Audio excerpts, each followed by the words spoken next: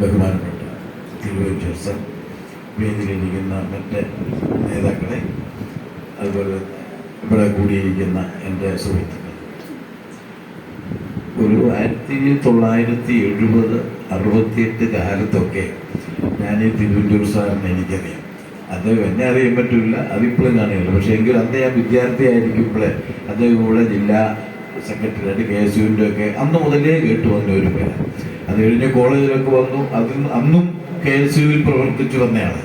പക്ഷേ അത് കഴിഞ്ഞൊരു പോസ്റ്റ് ഗ്രാജുവേഷനൊക്കെ കഴിഞ്ഞപ്പോൾ എനിക്ക് തോന്നി പൊളിറ്റിക്സ് അത്ര എനിക്ക് പറ്റിയതല്ല എന്ന് വിചാരിച്ചിട്ട് ഞാൻ എൻ്റെ കുടുംബജീവിതവും പ്രൊഫഷനും ഒക്കെ ആയിട്ട് ഒതുങ്ങി കഴിയുകയുണ്ടായി.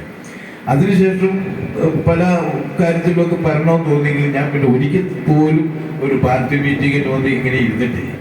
എന്നാൽ ഈ കഴിഞ്ഞ ഒരു 5 കൊല്ലം മുമ്പ് തിരുവഞ്ചൂർ സാർ ഇവിടെ മത്സരിച്ചപ്പോൾ എന്നോട് ഇവിടെ വന്ന് ഇങ്ങനെ രഞ്ജിത്ത് ഇങ്ങനെ ഒരു ഫംഗ്ഷൻ അറേഞ്ച് ചെയ്തിട്ട് ഇവിടെ വരണമെന്ന് എന്നോട് പറഞ്ഞു. പക്ഷെ ഞാൻ അന്നൊരു വന്നില്ല.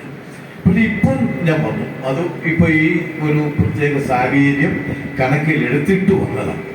അങ്ങനെ ഞാൻ വരാനുണ്ടായ ഒരു കാരണം വളരെ വ്യക്തിപരമായിട്ട് എനിക്ക് അതിനെപ്പറ്റി ഒരു ചിന്തയുണ്ട്, പൊളിറ്റിക്സിനെ പറ്റി. അതുകൊണ്ട് തന്നെയാണ് ഈ ലോർഡ് ആക്ടർ എന്ന് പറഞ്ഞ ഒരു പൊളിറ്റീഷ്യൻ പറഞ്ഞിട്ടുണ്ട്, ഈ power corrupts, absolute power corrupts absolutely എന്ന് പറഞ്ഞാൽ ഈ പവർ, അധികാരം തന്നെ ഒരു പരിധിവരെ അഴിമതിയാണ്. പൂർണ്ണമായ അധികാരം ആരിലെങ്കിലും വന്നു ചേർന്നാൽ അത് പൂർണ്ണമായ ഒരു അഴിമതിയിലേക്ക് നിൽക്കും, കറപ്ഷനിലേക്ക് പോകും എന്ന ചിന്തകൾ പറയും. അന്നത് പഠിച്ചപ്പോൾ ഞാൻ അത്രയ്ക്കത് കൂട്ടില്ല. പക്ഷെ ഇപ്പോൾ എനിക്ക് നല്ല വ്യക്തമായിട്ട് മനസ്സിലായി. അത് നമ്മൾ പ്രകടമായിട്ട് നമുക്ക് മനസ്സിലാകും ഈ അഴിമതി എങ്ങനെ അത് വളർന്നു വരുന്നു. അത് അസഹിഷ്ണുതയാണ്. അഴിമതി ഭയങ്കരമായ ഒരു സ്വച്ഛാധിപത്യ മനസ്സിൽ നമ്മൾ വളർന്നു വരുമ്പോൾ നമുക്ക് അസഹിഷ്ണുത നമ്മൾ വളരുക. ആരും നമ്മൾ ചോദിക്കുന്നത്, നമ്മളൊരു സംശയം ചോദിക്കുകയോ അല്ലെങ്കിൽ ആരെങ്കിലും നമുക്ക് ഇഷ്ടമല്ലാത്തത് പ്രവർത്തിക്കുകയോ ഒക്കെ ചെയ്യുമ്പോൾ നമുക്ക് സഹിക്കാൻ പറ്റില്ല. അത് നമ്മുടെ ആ സ്വച്ഛാധിപത്യ മനോഭാവം നമ്മൾ വളർന്ന് വരുന്നു എന്നുള്ളതിൻ്റെയാണ്. നീ ഒരു ചോദ്യം ചോദിച്ചാൽ അത് വീട്ടിൽ ചെന്ന് ചോദിക്കുക, അല്ലെങ്കിൽ വരികയും കടക്ക് പുറത്തു പോവുക, അല്ലെ അതുപോലെ പരനാട്. അതൊക്കെ പരനാട് എന്നൊക്കെ പറഞ്ഞാൽ അതിൻ്റെ അർത്ഥം ഞാൻ ഇയാൾ ഓരോരുത്തർ നോക്കിയപ്പോൾ കണ്ട് ഈ മരം ചുമക്കുന്നവരെ വിളിക്കുന്നു. അതുപോലെ ഉള്ള ഓരോ വാക്കുകൾ അത് കൂടെ പ്രവർത്തിച്ച് വളരെയേറെ വർഷങ്ങൾ കൂടെ പ്രവർത്തിച്ച ആളുകളെയാണ് ഈ വിളിക്കുന്നത്. ഓർക്കണം, 10-50 വർഷം കൂടെ നിന്ന് പ്രവർത്തിച്ചവർ ഒരു അഭിപ്രായ വ്യത്യാസത്തിന്റെ പേരിൽ മാറിപ്പോകുമ്പോൾ അവരെ വിളിക്കുന്ന വാക്കുകളാണ് ഇതൊക്കെ. ഈ വാക്കുകളൊക്കെ ഇങ്ങനെ കേട്ടപ്പോൾ എനിക്ക് നന്നായിട്ട് എൻ്റെ മനസ്സിൽ തോന്നിയ ഒരു കാര്യം, നികൃഷ്ട രീതി, എന്തെല്ലാം വാക്കുകളെ പ്രയോഗിക്കുക, അതൊക്കെ അസഹിഷ്ണുതയെന്നുണ്ടാകുക. ഞാൻ ഒറ്റ കാര്യം ചോദിക്കട്ടെ, ഇവിടെ ഏതൊക്കെ മന്ത്രിമാരാ ഓരോ വകുപ്പിന്റെ നിങ്ങൾക്ക് ആരെങ്കിലും ശരിക്കൊന്ന് പറയാം? തിരുവഞ്ചൂർ സാറൊക്കെ ചിലപ്പോൾ പറയാം, അവർ ഇപ്പോൾ അസംബ്ലിയിലൊക്കെ ഉള്ളതുണ്ട് പറയും. പക്ഷെ പറയാൻ അറിയത്തില്ല. ഒരു 2-3 മന്ത്രിമാരുടെ പേരറിയാം, അതല്ലാണ്ട് നമുക്ക് അറിയാൻ പറ്റുന്നില്ല. ഒരാളിനെ മാത്രമേ നമ്മൾ അറിയുന്നുള്ളൂ. അതല്ല ഒരു നല്ല ജനാധിപത്യം എന്ന് പറഞ്ഞാൽ അവിടെ സഹിഷ്ണുത. അത് ഞാൻ തിരുവഞ്ചൂരിനൊക്കെ എനിക്ക് വലിയ ബഹുമാനമാണ്. അതിന്റെ കാരണം തിരുവഞ്ചൂർ സാറൊക്കെ എപ്പോഴും ആരെ പറഞ്ഞാലും കേൾക്കും. ഞങ്ങളൊക്കെ ഞാനൊരിക്കലും ബൈ ചാൻസിൽ ഈ മണിപ്പുഴ ഭാഗത്തൂടെ വന്നപ്പോൾ തിരുവഞ്ചൂർ സാർ അവിടെ വന്നു. അപ്പോൾ ഒരു 5-6 പേര് വട്ടമൊക്കെ കൂടി. അപ്പോൾ അദ്ദേഹം എപ്പോഴും ഇങ്ങനെ ക്ഷീണത്തിലാണ്, മടുത്തേക്ക് എപ്പോഴും 100 കാര്യങ്ങൾ. അങ്ങനെ വന്നപ്പോൾ ഒരു 5-6 പേര് സ്ത്രീകളാണ്. അവരെല്ലാം അവരുടെ വീടിൻ്റെ നാട്ടിലെ പല പ്രശ്നങ്ങൾ പറയും. അതായത് ഞാൻ എൻ്റെ ശുദ്ധതയ്ക്ക് പറഞ്ഞു ഇത്രയും കാര്യങ്ങൾ ഒരുമിച്ച് പറഞ്ഞ അദ്ദേഹം മനുഷ്യനല്ലേ, ആരും അതുകൊണ്ട് അദ്ദേഹം അതിന് ദേഷ്യപ്പെട്ട് നോക്കുക എന്ന് പറഞ്ഞാൽ അത് ചെയ്യാൻ പറ്റും എന്ന് ചെയ്തോ ചെയ്തില്ലയോ എന്നുള്ളതിലും കൂടുതൽ അത് ചെയ്യാനുള്ള ഒരു മനസ്ഥിതി, ഒരു ദേഷ്യ ഭാവമില്ല. അത് തന്നെ ഒരു ജനാധിപത്യത്തിൻ്റെ ഒരു ഭംഗി എന്ന് പറയുന്നത്.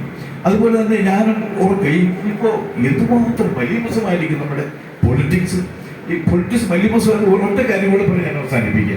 അതായത് ഈ ജോസഫ് ഗീബൽ എന്ന് പറഞ്ഞ ഒരു വലിയ ചിന്തകൻ ജർമ്മനിയിലുണ്ടായിരുന്നു. അയാളുടെ ഒരു മിടുക്കൻ എന്ന് ചോദിച്ചാൽ ഏത് നുണയും പല തവണ ആവർത്തിച്ച് അത് നേരാക്കാൻ സാധിക്കുമെന്നുള്ളതാണ് പുള്ളിയെടുത്തത്. എത്ര നമ്മൾ ഏത് വലിയ നുണയായാലും റിപ്പീറ്റ് ചെയ്താൽ അത് പതിയെ അത് നേരെന്ന് മനുഷ്യൻ മനസ്സിലാക്കും. അതാണ് ഈ ജോസഫ് ഗീബലിന്റെ ഒരു പ്രധാന തിയറി. ഇദ്ദേഹം ഈ നാസി ജർമ്മനിയിൽ നമ്മുടെ ഹിറ്റ്ലറിന്റെ സഹചാരിയായിരുന്നു, ഹിറ്റ്ലറിന് ഇഷ്ടപ്പെട്ട ആളായിരുന്നു. അപ്പൊ ഇദ്ദേഹം ആ പറഞ്ഞത് ഞാൻ ഇപ്പോൾ ഇവിടെ പറയാൻ കാരണം, ഈ അടുത്ത നാൾ നമ്മൾ കണ്ടു നമ്മുടെ ആരോഗ്യമന്ത്രിക്ക് പുറമില്ല, എല്ലാവരും കൂടെ അടിച്ചു പൊട്ടിച്ചു, കഴുത്ത് വെച്ചിടുന്നു. സത്യത്തിക്ക് വല്ലോ നടന്നു. അത് കോൺഗ്രസിന്റെ യൂത്ത് കോൺഗ്രസ്സുകാർ ഉപദ്രവിച്ചെന്നാണ്. അത് ഭയങ്കരമായിട്ട് ഇവിടെ പോയി. അത് കോഴിക്കോട് തൃശ്ശൂർ നടന്ന ഒരു കാര്യത്തിന് ഇവിടെയുള്ള എല്ലാവരെയും കല്ലെറിയുന്നു, ഭയങ്കരമായിട്ട് ബോർഡ് നശിപ്പിക്കുന്നു, ഭയങ്കര ബഹളം. സത്യത്തിക്ക് എന്താ സംഭവിച്ചത്? ഇതൊന്നും സംഭവിച്ചില്ല. 2 മുദ്രാവാക്യം പിടിച്ചപ്പോൾ മേർത്തെല്ലാം വേദനയായി, ഭയങ്കര നൊമ്പരമായി എന്ന് പറഞ്ഞാൽ അതാണ് ഈ വലിയ തന്ത്രം എന്ന് പറയുന്നത്. ഒരു നുണയെ പലയിടത്തൂടെ പറഞ്ഞ്, എസ്പെഷ്യലി ഈ നമുക്കൊരു നല്ല പാർട്ടി മെഷീനറി ഉണ്ടെങ്കിൽ അത് നേരാക്കി പറയാൻ സാധിക്കും. അതെല്ലാവരെയും കൊണ്ട് നേരത്തെ വിശ്വസിപ്പിക്കും. എന്തുകൊണ്ടോ ഈ ആരോഗ്യമന്ത്രിയുടെ കാര്യത്തിൽ നടന്നില്ല. പക്ഷെ എന്നാൽ പോലും ഈ രീതിയിലുള്ള ഞങ്ങളൊക്കെ എപ്പോഴും അടുത്തടുത്ത് എല്ലാവരും കണ്ടുകൊണ്ടിരിക്കുക, കൂടെ പ്രവർത്തിക്കുന്നില്ലെങ്കിൽ എല്ലാവരും വെളച്ചിലൊക്കെ നന്നായിട്ട് മനസ്സിലാക്കുന്നുണ്ട്. ഞാൻ കൂടുതൽ ദീർഘിപ്പിക്കുന്നില്ല.